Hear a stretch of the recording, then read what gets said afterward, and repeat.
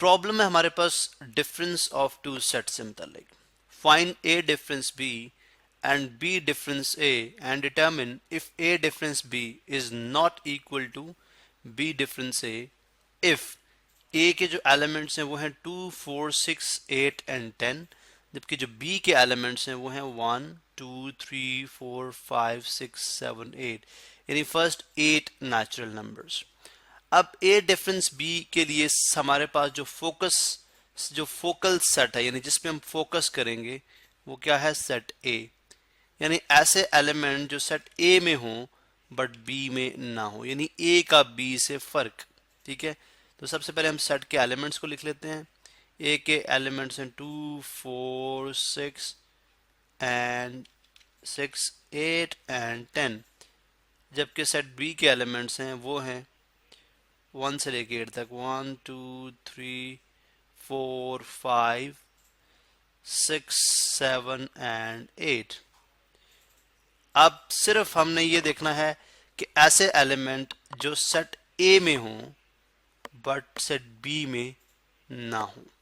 तो हम ये देखते हैं कि वो कौन से एलिमेंट हो सकते हैं जो सेट ए में हैं बट बी में नहीं है। हम 2 देखते हैं, 2 तो ए में बी में भी मौजूद है, 4 भी मौजूद है, 6 भी मौजूद है, 8 भी मौजूद है। तो सिर्फ एक एलिमेंट ए सेट में ऐसा है जो सेट बी में नहीं है, लिहाजा ए डिफरेंस बी क्या आ जाएगा? 10। एक सिंगलटन सेट, ऐसा सेट जिसके अंदर जस्ट एक एलिमेंट होता है, उसको हम सिंगलटन सेट बोलते हैं। तो एक सिंगलटन सेट आ गया और उसका एलिमेंट क्या हुआ? 10। अब हम देखेंगे बी डिफरेंस ए, यानी ऐसे एलिमेंट जो बी में हो बट ए में ना हो। यानी अब हम देखें कि ये एक फर्क हम बयान करने जा रहे हैं सेट बी का। तो इसमें हमारे पास जो फोकल सेट होगा, जिसमें हम फोकस करेंगे, फोकस पॉइंट है, वो सेट बी है। पिछले केस में सेट ए था। अब देखें, सबसे पहले सेट बी आएगा। चूंकि बी को आप पहले लिख रहे हैं तो आप पहले बी को लिखेंगे। चलें जी, बी को हम देखते हैं। बी में 1 है, 2 है, 3, 4, 5, 6, 7 एंड 8, जबकि सेट ए के एलिमेंट अगर यहाँ पे लिखूं मैं तो आ जाएंगे 2, 4, 6, 8 एंड 10।